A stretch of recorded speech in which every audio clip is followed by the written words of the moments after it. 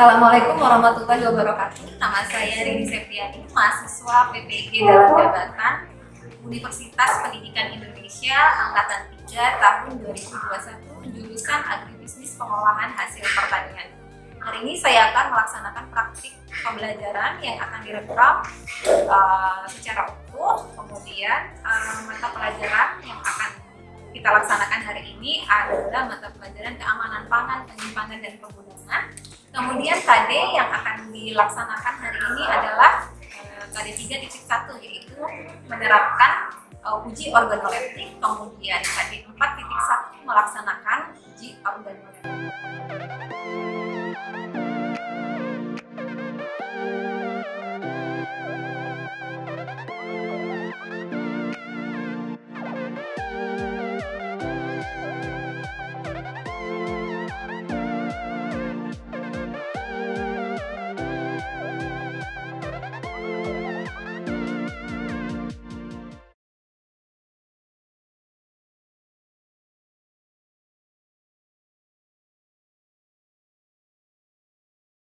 Assalamualaikum warahmatullahi wabarakatuh.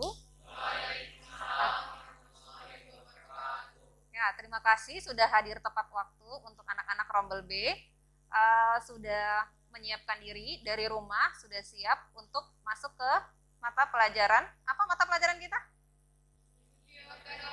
Uji organoleptik. Uji organoleptik ini penting dipelajari karena nanti ketika kita mempelajari mengenai keamanan pangan, kemudian proses pengolahan pangan, kemudian apalagi nanti di kelas 12 kalian akan menguasai materi mengenai apa?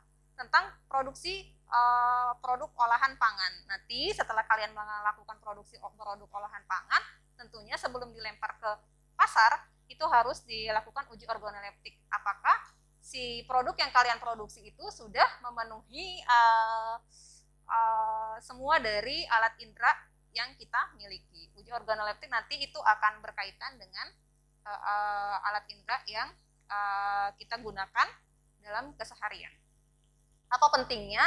Nanti pentingnya akan Ibu sampaikan bahwa uji organoleptik ini nanti kalau kalian bekerja di industri, apalagi di industri makanan, itu nanti pasti akan diperlukan kalian sebagai seorang panelis ataupun sebagai seorang penyaji, bagaimana kalian nanti mengkondisikan uji organoleptik di laboratorium. Selain itu juga kalian juga nanti bertindak sebagai panelis, di mana kalian akan mencicipi produk-produk yang ada di perusahaan tersebut. Gunanya untuk apa mencicipinya? Gunanya supaya nanti produk itu setelah dilempar ke pasaran, itu sudah cocok dengan lidah konsumen, dengan alat-alat indera dari konsumen. Nah, uji organoleptik ini merupakan salah satu keahlian yang nanti tidak bisa digantikan oleh mesin atau peralatan, karena cara mengujinya harus menggunakan indera manusia. Ya, sebelumnya sudah tahu nama Ibu siapa? Siapa? Ibu Rini Septiani. Selain mengajar di uji organoleptik, Ibu juga mengajar di mata diktat Good Laboratory Practice di kelas 10 untuk mempersiapkan kalian bagaimana cara menggunakan peralatan laboratorium, mengelola laboratorium, dan membersihkan laboratorium. Oke. Sebelum memulai pelajaran, ada baiknya kita berdoa. Ketua kelas Pak Ilyas boleh dipimpin doanya.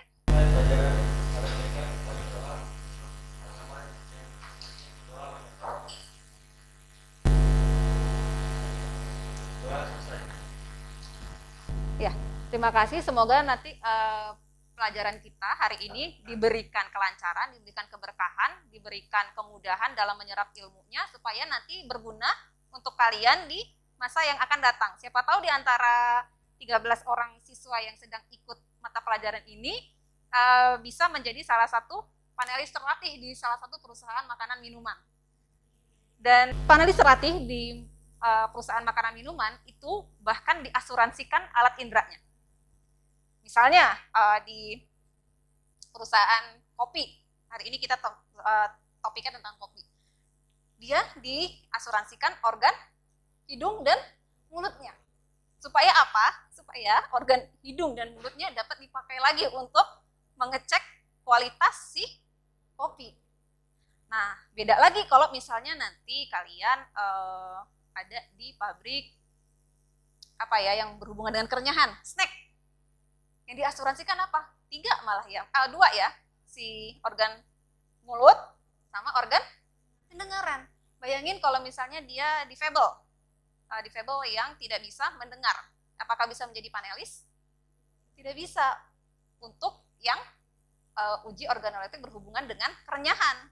Ya, itulah makanya kita bersyukur, alhamdulillah 5 alat indera yang kita miliki itu sempurna fungsinya, sempurna bentuknya, karena itu menjadi salah satu modal bagi kita untuk bisa memanfaatkan 5 alat inderanya itu di dunia kerja nanti.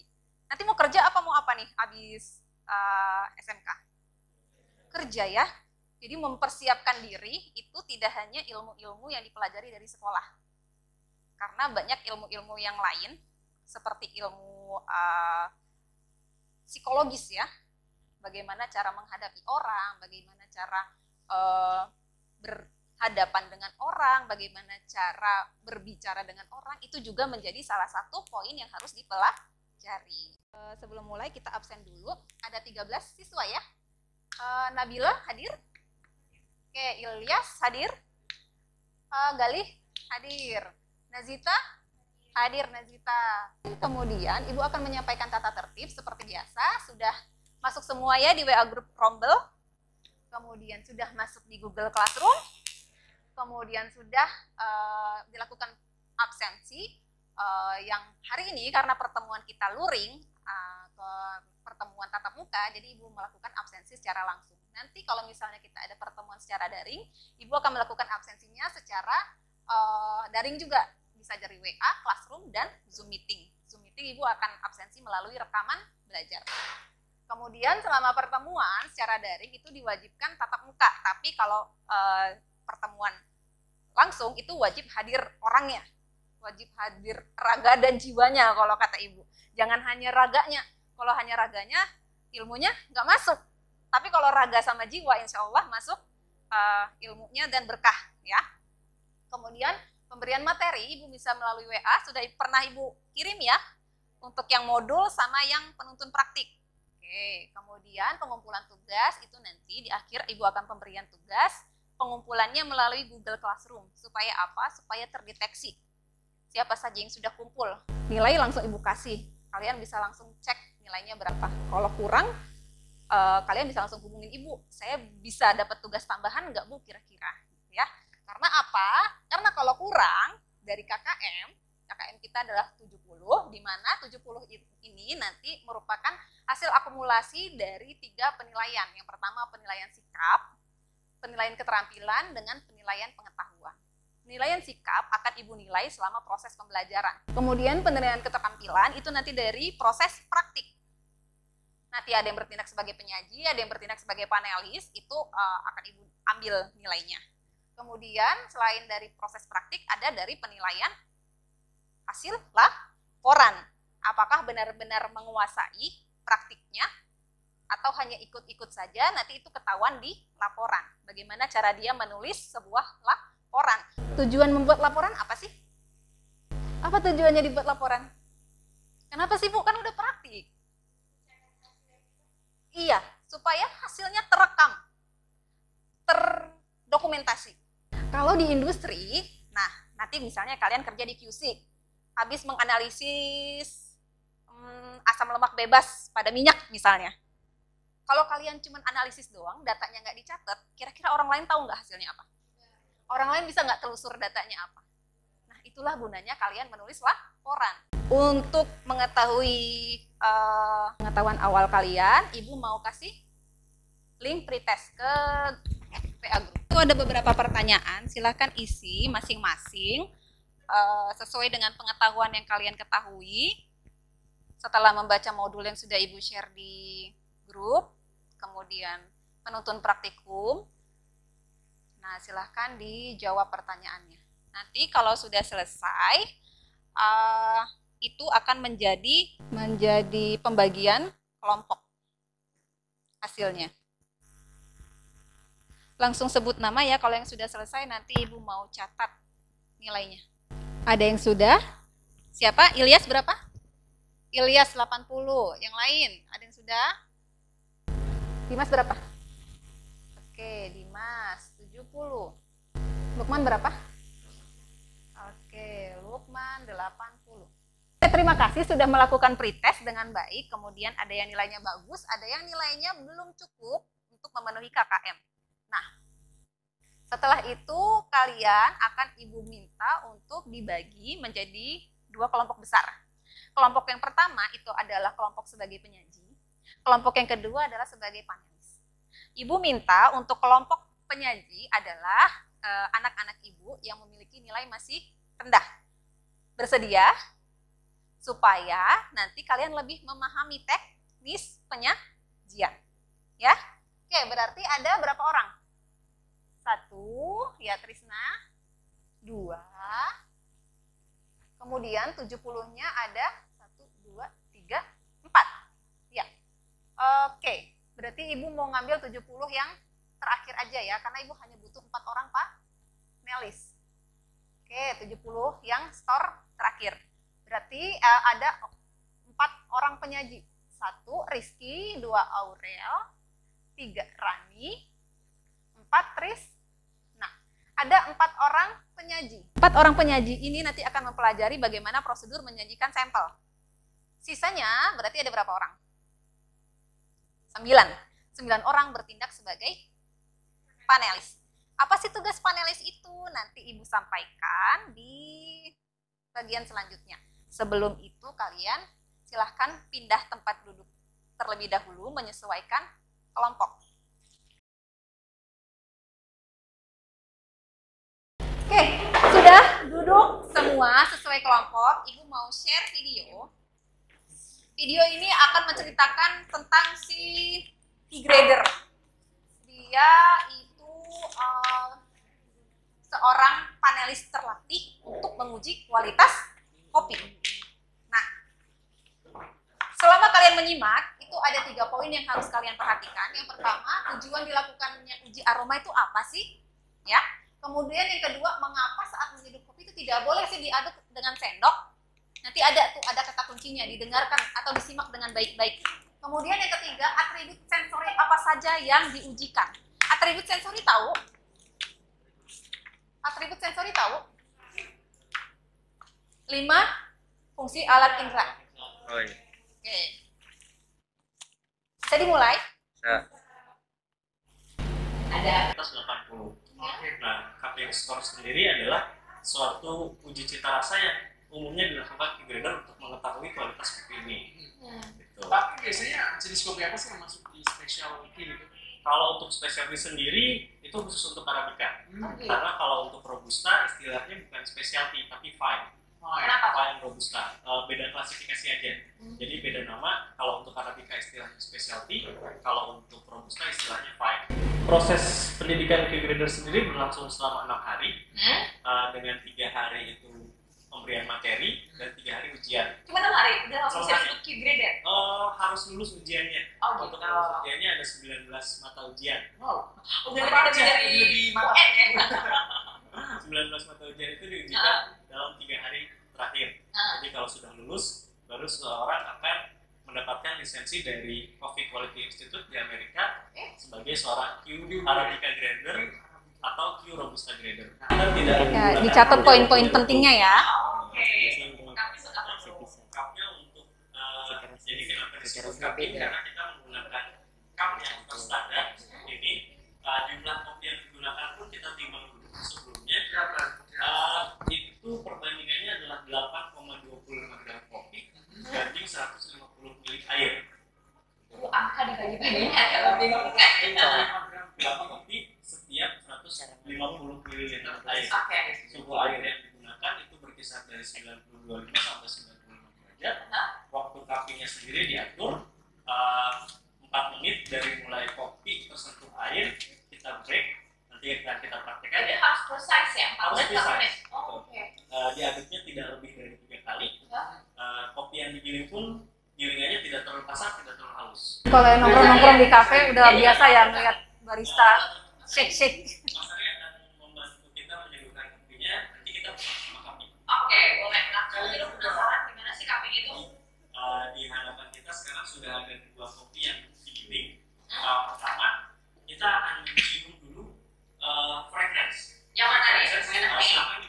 Apa nak fragrance? Ini akan saya pilih. Jadi Apa fragrance? adalah Lowry. Apa? Ini lebih kuat. Aro? Dia adalah yang proses manual, yang ini adalah juga proses honey. Oke. Ini kita ya. Ya, Ini ada natural itu yang tidak dikupas dan tidak dicuci, gitu ya? ya. Jadi buah kopi setelah dipetik langsung dijemur. Asli. Natural. Proses kedua adalah honey. Jadi buah kopi dikupas, tapi getahnya tidak dicuci. Nah, itu Kalau tidak wash itu buah kopi dikupas, getahnya dicuci lalu dijemur. Jadi kita akan mencoba membedakan apa sih perbedaan rasa dari wash sama natural. Oke. Ada berapa sampel Jadi diberikan. yang disajikan? Kopi yang sudah digiling bisa dicium aromanya. Berapa? Dua. Ada toplesnya ada berapa ya? Nanti lihat toplesnya ada berapa? Tuh ada berapa? Ini yang buat satu. Tiga. Tiga ya. Ada 3 sampel ya. Pakai indera apa dia? Cium. Pisang. Maka sedikit wangi bunga melati. Tuh, kalau panelis terlatih, bau kopi aja bisa dijabarin sama dia. Perpaduan antara bau apa, bau apa, bau apa. Kita udah putar-putar nih. Coba kita putar-putar, udah tahu belum yang mana yang wash, yang mana yang natural, dan yang mana yang honey.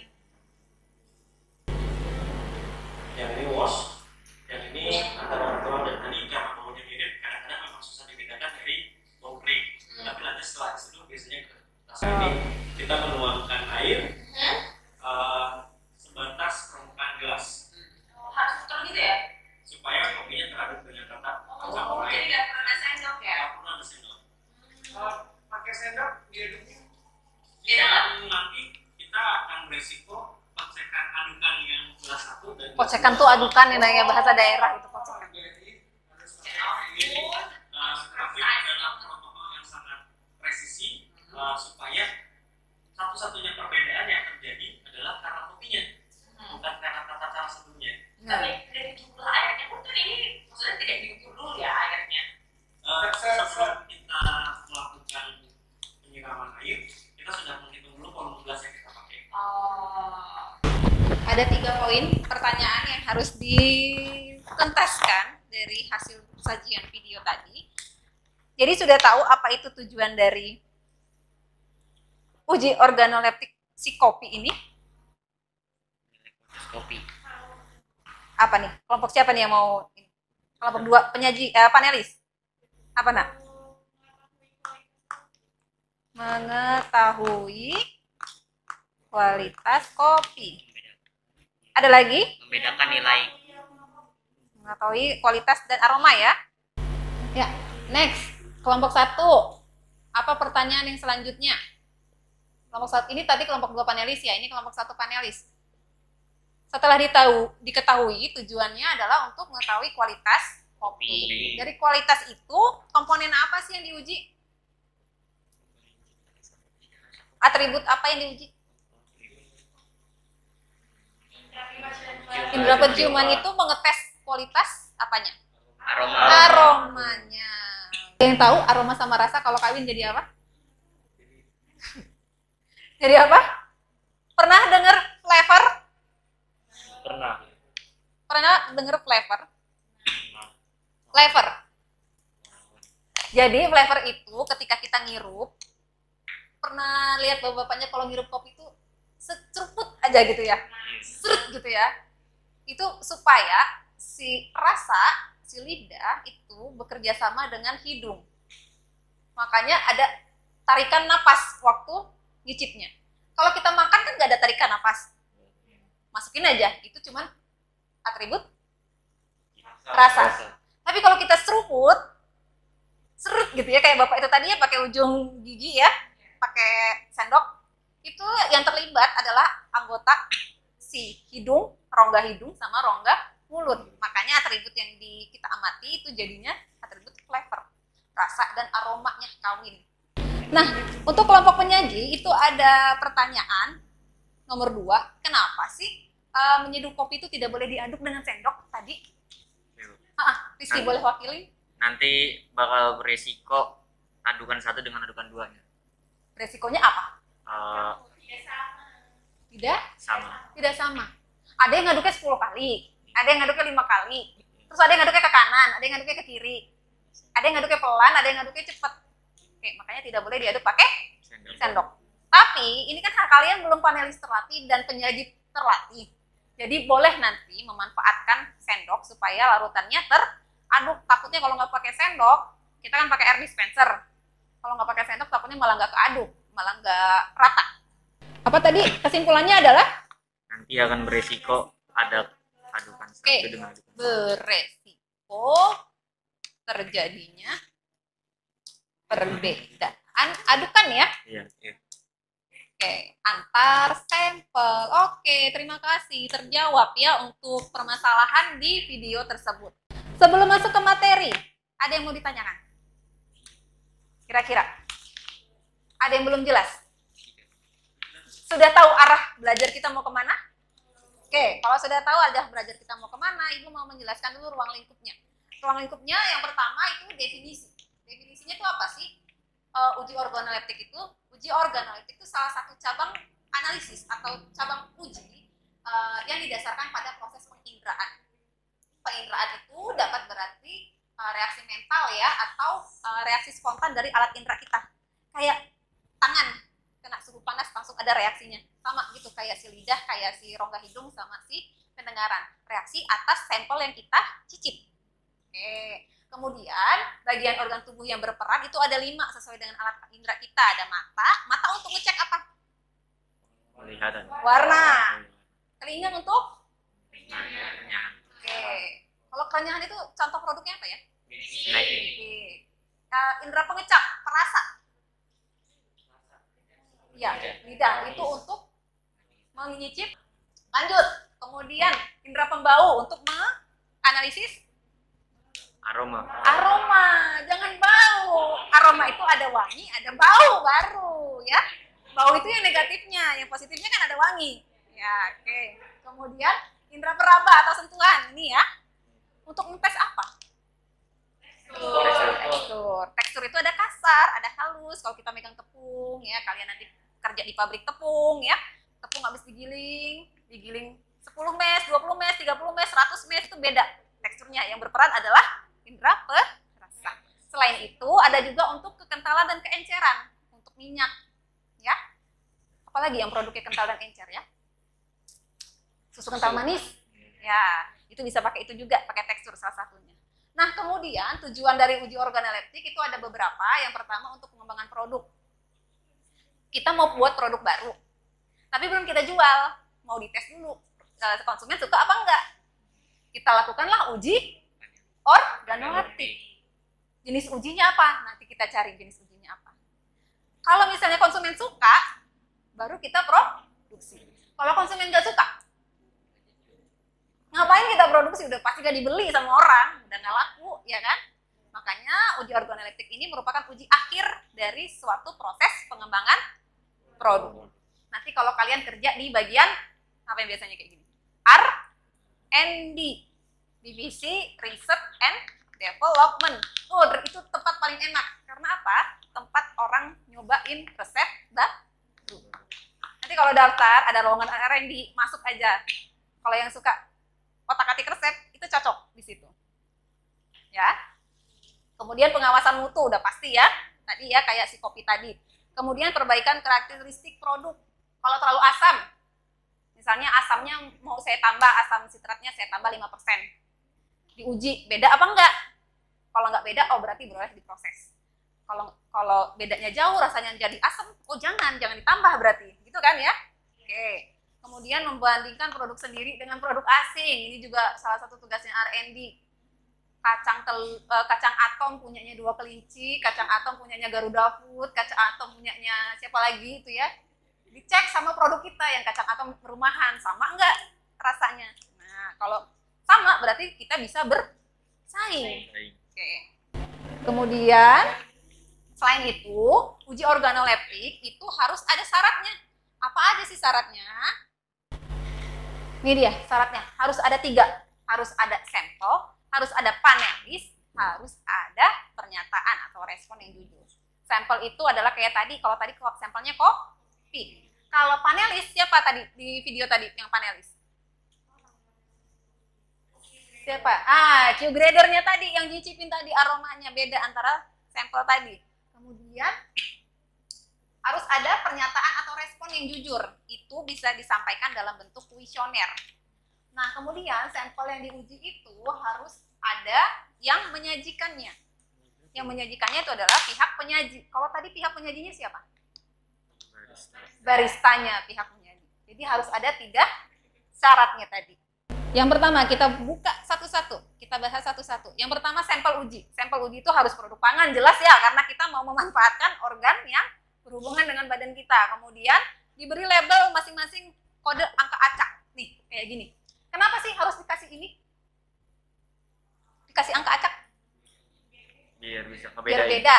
Biar Bisa ngebedain antara satu sampel dengan sampel yang lain. Kemudian angkanya acak, nggak boleh berurutan. Kenapa? Tuh, kata kuncinya angkanya harus acak. Nggak boleh berurutan. Nggak boleh misalnya yang ini 1, 2, 3, yang ini 4, 5, 6, yang ini 7, 8, 9. Nggak boleh kayak gitu. Harus acak. Kira-kira kenapa harus acak? Kira-kira nih ya, kalau ibu kasih angkanya berurutan, yang 1, 1, 2, 3 deh gitu misalnya. Penilaian kalian akan terpengaruh nggak? Ngaruh. Ih, jangan-jangan yang 3 ini lebih kental nih ibu nih, ya nggak? Jangan-jangan yang 1 ini lebih sedikit nih kopinya, ya nggak? Ya. Jadi akan mempengaruhi penilaian dari panelis. Syarat yang kedua adalah harus ada panelis. Nih, mbak-mbak ini panelis nih, lagi nyicip mbak nih. Lagi nyicip apa ya nih kayaknya ya? Kopi juga, teh kayaknya warnanya coklat. Nah, dia bertugas untuk menguji sifat sensori sampel. Nah, atribut yang diuji itu tergantung dari sampelnya, tergantung dari kuesionernya, mintanya apa. Penyajinya minta kalian analisis apa. Ya. Kemudian alat pengujinya adalah alat indera. Berarti alat pengujinya adalah diri sendiri dari panelis. Ini nggak bisa diwakili. Nah, syarat yang ketiga itu adalah harus ada kuesioner. Kuesioner itu ada di tempat kalian, di penuntun praktikum kalian di halaman kedua. Kuesioner itu fungsinya adalah mencatat hasil penilaian panelis. Selain hasil penilaian, itu juga ada prosedur pencicipan, prosedur ujinya yang disajikan sama kelompok penyaji. Jadi tugas penyaji itu adalah menyiapkan sampel uji, menyiapkan kuesioner, dan menyiapkan laboratorium uji. Ya, paham ya tugas penyaji ya? Ada yang mau ditanyakan tugas penyaji? Apa aja yang harus dilakukan? Yang pertama persiapan sampel. Sampelnya udah ada, nanti disiapin sama penyaji. Yang kedua persiapan panelis, panelisnya sudah diundang di sini. Ini kalau beneran nanti kalian harus mengundang dulu. Bapak Ibu panelis, pukul sekian, dimohon kehadirannya, seperti itu ya. Nah, kemudian harus ada laboratorium uji. Nah, layout laboratorium uji itu minimal harus seperti yang ada di slide. Dapur persiapan, di sana dapur persiapan kita di ujung. Kemudian ada booth, kemudian ada laboratorium uji di sini ya, ruang tunggu. Jadi panelisnya sebelum dipanggil nggak boleh ke sana. Panelis nggak boleh bandel. Yang mengendalikan uji hanya pihak penyaji. Nomor 6. Rasakan apakah terdeteksi salah satu kesan atau rasa khas pahit dan catat hasil penilaian di kuesioner jika terdeteksi rasa. Sangat rasa sangat pahit, 5 pahit, 4 cukup pahit, 3 tidak pahit, 2 tawar atau hambar 1. Ya. 7. Istirahatkan indera percicip Anda selama 5 detik sebelum melakukan pengujian pada sampel berikutnya. 8. Mencatat semua hasil penilaian pada worksheet yang tersedia. Oke, berarti ada 5 sampel, nanti dicicip dari mana urutannya? Dari Kiri ke kanan. Nanti sampel itu sudah diacak sama pihak penyaji. Kalian mencicip dari kiri ke kanan. Setelah dicicip, itu di rasa-rasa itu kira-kira sangat pahit, cukup pahit. Lihat angkanya di sini. Silahkan isi di tabel bawah ini. Untuk yang 2, 3, 5, kira-kira rasanya apa? Hambar. Oh, berarti hambar tulis tuh. Tulis 1, jangan tulis hambar, tulisnya angka. Ya. Oke, sampai sini paham? Panelis. Oke, terima kasih kelompok panelis. Kelompok penyaji paham? Kalau paham, boleh kita mulai? Oke, silakan kelompok penyaji menyajikan sampel, kelompok panelis tunggu di sini sebelum dipanggil, ya. Oke.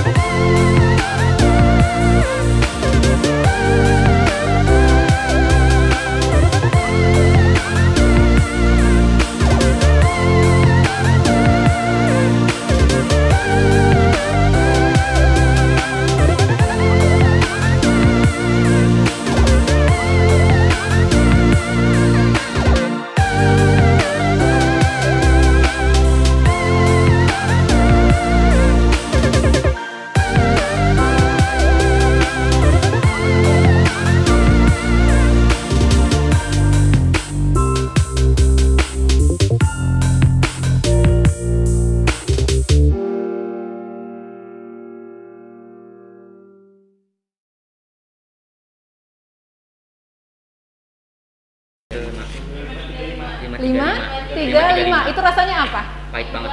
Pahit sekali atau sangat pahit. Oke, kita tanya sama kelompok penyaji. 535 itu berapa persen konsentrasinya?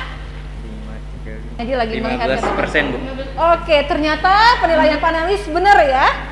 Oke, yang sangat pahit itu memang yang konsentrasinya yang paling tinggi, yang 15%. Nah, kalau yang paling tidak pahit 126. 126 berapa persen? 6. Berapa? 6%. Salah. Oke, ternyata di bawah 6% itu kita masih punya yang 3%. 3%. Yang 3% kode berapa? 253. 253. Ternyata yang untuk yang konsentrasi antara 3 sama 6 itu masih samar-samar ya perbedaannya ya. Ternyata yang paling kecil konsentrasinya adalah yang 253. Oke ya, nanti berarti seiring dengan berjalannya waktu, semakin sering proses analisis di industri kopi, nanti panelisnya bisa lama-lama jadi panelis terlatih. Oke ya, untuk sekarang sudah tahu antara yang konsentrasi paling rendah dengan paling tinggi itu sudah terlihat perbedaannya. Cuman untuk konsentrasi yang deket-deket dari 3 ke 6 ke 9 mungkin panelisnya belum terlalu peka ya antara organ penciuman dan organ perasanya. Oke, kalau sudah jelas, tujuan sudah tersampaikan dengan baik, kita cek lagi evaluasi di Google Form yang pertama. Semoga nilainya akan menjadi lebih baik. Silahkan jawab pertanyaan yang ada di Google Form. Sudah ada yang selesai? Iya, Bu. Udah, Bu. Siapa yang sudah selesai? Intan mana nama Intan? Oh ini, 90. Saya, Bu. Kali. 90. Oke, next. Saya, Bu. 100. Rizky mana Rizky? Ini dia. Oh, 100. Thank you Rizky. Dimas mana Dimas? 90. Oke. Saya, Bu. 100. Widih. Trisna 100. Ngecit. Good. Next. Setelah proses, ternyata nilainya ada peningkatan dari sebelum dites dan setelah proses. Artinya materi yang disampaikan sudah terserap dengan cukup baik, walaupun ada beberapa mungkin yang belum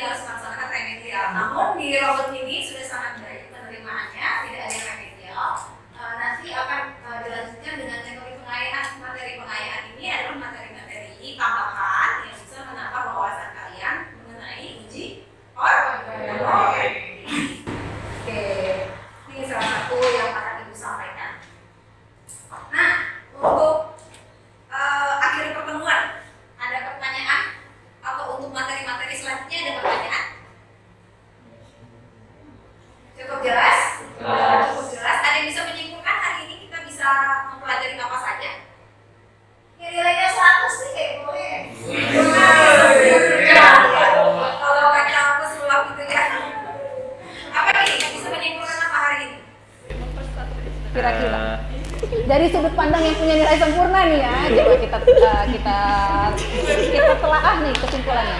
Rizky dapat materi apa aja hari ini? Kita dapat mengetahui rasa dan aroma larutan kopi. Terus kita bisa menguji larutan kopinya itu prosedurnya kayak mana. Betul. Terus kita bisa merasakan apa itu yang ada di kopinya, apa itu pahit, apa itu tidak terlalu pahit, apa sedang gitu. Jadi prosedurnya sudah tahu ya si Rizky. Ada yang mau nambahin Rizky? Terima kasih Rizky. Tadi saya udah jadi panelis, terus udah nyobain produk yang dibuat oleh Hendy. Dengan jadi panelis itu dapat melatih organ indera eksepnya. Oke, jadi lebih sensitif ya nanti ya. Oke, kalau tidak ada pertanyaan, materi hari ini bisa Ibu cukupkan? Bisa? Oke. Terima kasih atas atensinya, perhatiannya, kemudian terima kasih atas kerjasamanya antar kelompok, kemudian sudah mengerjakan laporan dengan baik. Oh ya, laporannya dikumpul dulu, Pak Ketua bisa bantu kumpul laporan. Ya, terima kasih sudah mengumpulkan praktikum dengan baik. Kemudian nanti nilainya akan Ibu sampaikan di grup WA dan grup GCR. Kemudian nanti ada tugas bentuknya LKPD, itu Ibu akan share di GCR, pengumpulannya seminggu, nanti minggu depan, karena di GCR itu sudah terpantau ya, kalau lewat dari hari yang ditentukan, maka tidak bisa mengumpul lagi. Jadi pastikan pengumpulannya sudah pas di hari batas terakhirnya. Tugasnya adalah LKPD, menjawab pertanyaan yang terstruktur mengenai uji organoleptik dan praktikum yang sudah kita laksanakan. Itu saja. Kemudian atas perhatiannya terima kasih. Pak Ketua kelas bisa pimpin doa supaya ilmu yang kita dapatkan itu bermanfaat dan berkah ya, insya Allah ya. Amin. Berguna ya untuk kedepannya. Amin. Semua siap. Sebelum akhir pelajaran, ada saja kita berdoa mulai. Doa selesai. Ya, Ibu tutup hari ini. Terima kasih. Assalamualaikum warahmatullahi wabarakatuh. Waalaikumsalam warahmatullahi wabarakatuh.